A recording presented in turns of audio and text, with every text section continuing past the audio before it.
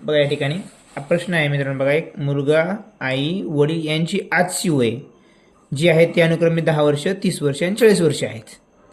बरोबर, मुलाचं 10, आईचं 30 आणि वडिलांचं 40 वर्ष आहे. तर किती वर्षांनी त्यांची वय 3 7 9 या प्रमाणात होतील मित्रांनो. तर अशा ठिकाणी जेव्हा प्रमाण दिलेलं असते मित्रांनो, तेव्हा त्या प्रमाणाची बेरीज करा. अगोदर काय होईल बघा, 3 7 9 ची बेरीज ती 19 मित्रांनो. म्हणजे हे जे गुणोत्तर जे आहे ते 19 प्रमाणात आहे. तर म्हणजेच याचं जे उत्तर असणार आहे, वयामध्ये जे उत्तर असणार आहे ते 19च्या पट्टीत असलं पाहिजे. कशाच्या पट्टीत असलं पाहिजे? 19च्या पट्टीत असलं पाहिजे. तो रेशिओची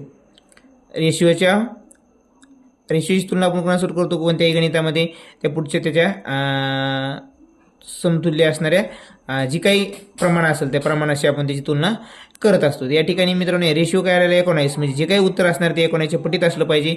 मग आपण जर ह्या 10 जर घेतलं, 10 वर्षानंतर त्यांची वय या प्रमाणात असतील, तर बघा यांचे वय किती वाढायला पाहिजे?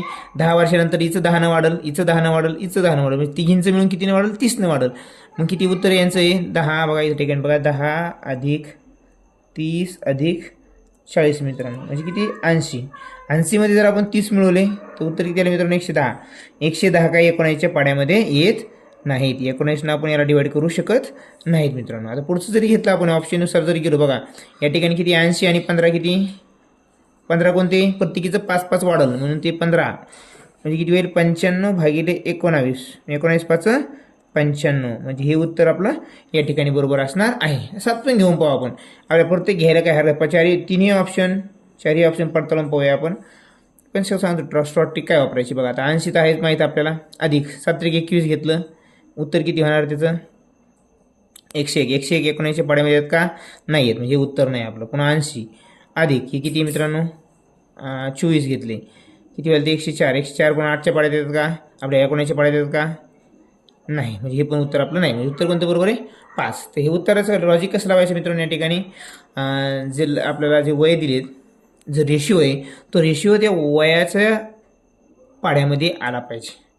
म्हणजे ज्यांचं जे रेशिओ बनवलं, जी कोणती संख्या आहे, 2 3 5 असेल, तर ही जे रेशिओ आहे तर तो पाड्यामध्ये, ती संख्या त्या पाड्यामध्ये आली पाहिजे.